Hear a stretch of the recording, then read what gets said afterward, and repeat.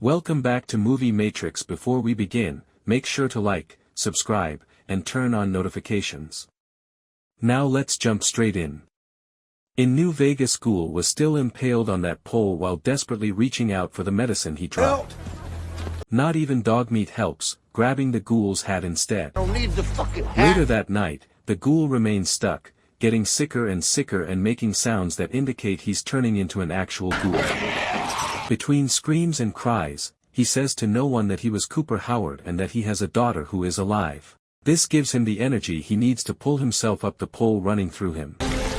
He uses all his energy to reach the top, but he can't quite make it over and slips back down, spitting up blood as he does so.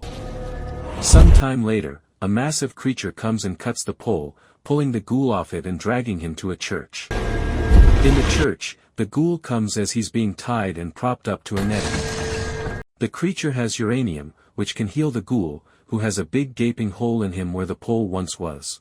This creature says there's a war coming and that they're going to need his help as he inserts the uranium into the wound, which begins to heal. They call us abominations. The creature says they call their type abominations, but he and the Ghoul are kin, and they should unite against their common enemy. The creature talks about the Enclave, who put all of this into motion, and how they should get their revenge, but the Ghoul says whatever he's got to do, he does it alone, and that he stayed alive to find his family. The creature says he'll need friends, but if the Ghoul won't work with them, he can't remember where they live.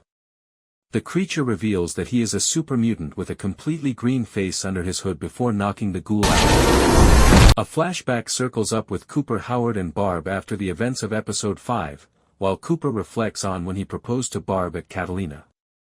Cooper then asks Barb if she was a monster back then, or if she became one later, admitting that he knows what Barb is planning to do. Later on, in another flashback, Cooper and Barb are finally having it out. Barb insists she's doing this to protect their daughter, and Cooper asks if she'd kill millions just to save their daughter. Barb throws the question back at Cooper, wouldn't he do the same for Janie? More out there than me. In a flashback within the flashback, back at the Vault-Tec offices, Barb asks her assistant to get all the information she can about how the cold fusion is stored at Vault-Tec. When Betty asks if this is a good idea, Barb states that none of this is a good idea. She gets onto the elevator, where Siggy Wilzig is waiting, who states that Barb is a very replaceable part of a bigger machine. As if she forgets her place in the company, however, she'll die, as will her family. Wilzig points out that they're all in the same boat, himself included, and mentions that the leaders of the most powerful corporations will be gathering. When they do, Barb needs to tell them that the only way to guarantee results is by dropping the bomb themselves. Cut to the meeting from season 1, where she does just that. By dropping the bomb. Back in Barb's confrontation with Cooper, he demands to know who controls Vault-Tec. She claims not to know, but Cooper says they need to find out. Barb points out that they can't do anything, that this is going to go through whether they like it or not. She tries to console him by saying she's his wife and that he knows her, but Cooper says he doesn't know her. He walks away from her, saying he's going to fucking do something. Later that same night, Cooper brings a drunk Hank MacLean back to his hotel room, his arms still cuffed to the case. Cooper is stone cold sober, pouring Hank a drink and putting a pill into it. Soon after, Hank is knocked out cold, and Cooper opens the case. Inside, he finds an injector, and then tries to wake up Hank to no avail. Hank, what is this? At this moment, Barb walks in, sees what Cooper has done, takes the injector, and puts it into Hank's neck, waking him up. It turns out the cold fusion was being kept in Hank's neck all along. After getting knocked out at the end of the last episode, Lucy wakes up in a recreation of her home from her vault, which has been remade in the Vault-Tec offices. Alongside a box of sugar bombs, there's a note from her father telling Lucy to call him when she wakes up. Instead of that, she heads out into the hallway and finds two men dressed like members of Caesar's Legion. But even though Lucy gets ready to hit them with a fire extinguisher, they wish her a good morning. As they head off, she spots the mind control device embedded in their necks. Lucy also stumbles upon an office full of extremely polite and happy workers, working in perfect synchronization to create even more mind control devices. Lucy moves on, she finds a room labeled Simulation, which boasts a classic 50s-style vault home inside. She finds that her father is there cooking, and he mentions that they never had the chance to discuss reading All Quiet on the Western Front, which he was waiting to do after Lucy's wedding. Lucy admits she didn't finish the book, but she found the parts she did read very upsetting. What upset Hank most was that everyone seemed to be fighting over nothing, and he saw the same thing on the surface. When he asks if that's what Lucy saw as well, her reaction hints that she agrees.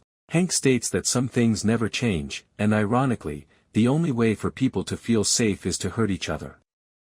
When Hank isn't looking, Lucy sneaks up on him and holds a knife to his neck, telling him she's going to bring him back to Vault 33 to face justice for murdering the citizens of Shady Sands.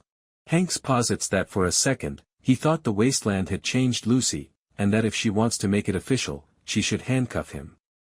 Hank puts the cuffs on himself, saying he's surrendering.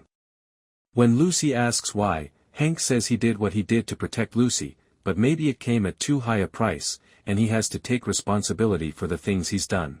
Before they go, however, Hank wants to explain what he's been doing at Vault-Tec and tries to share a memory from when Lucy was younger, but she insists that they leave. Lucy leads Hank through the synchronized offices again, all of their occupants stopping to stare.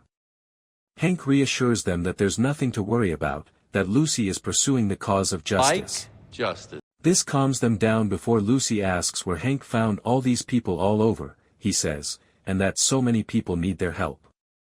One of his workers used to be a murderer, but now, she's a pencil sharpener. 2 other co-workers were in opposing gangs, but they're now friends. Another woman used to cook people for the Legion, but now she makes trail mix. As they leave the office, Lucy orders Hank to leave the doors open so these people can go home. Lucy tells the workers they're free now, but they insist they like it down here now, so Hank tells them they can stay there as long as they want. Before they can leave, the snake oil salesman comes in with 2 people who he says haven't been fixed yet, one from Caesar's Legion, and one of whom is Biff from the NCR. Lucy says they should go free, as is, which Hank allows. This leads to the Caesar's Legion soldier immediately attacking Biff. Lucy runs over to Biff and tries to protect him, but the soldier picks Lucy up, and she stabs him with a pencil. Undeterred, the man pursues Biff and starts stapling his head. Lucy pushes the button at Hank's urging, and the men's mind control devices kick in, turning them into fast friends. Hank stands there proudly in front of Lucy, proving his point that his idea of control might be a good thing. Back in Vault 33, the inbreeding support group is only growing more popular, as there's now a line to get into the meeting. Reg is having a blast, even sitting at the piano and imagining himself in his own musical number, where people are eating and drinking without worry.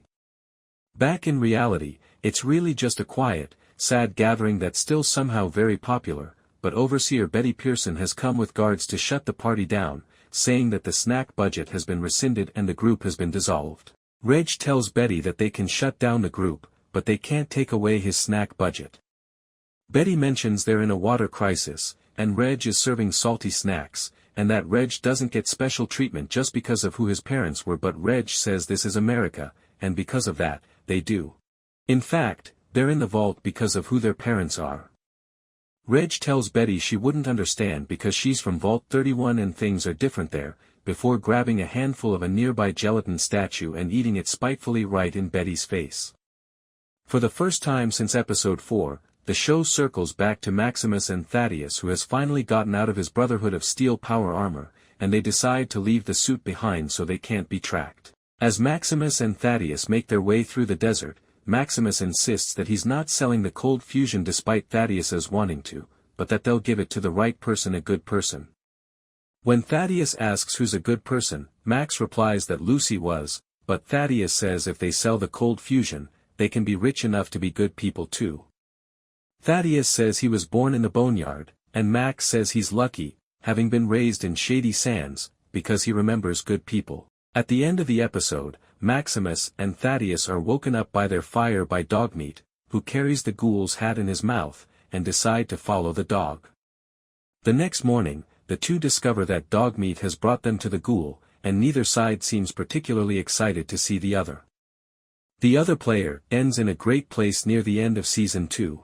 If you enjoyed this breakdown, make sure to like, subscribe, and ring the bell icon so you don't miss the next one. Until next time, this is Movie Matrix, where we explain your favorite shows, one galaxy at a time.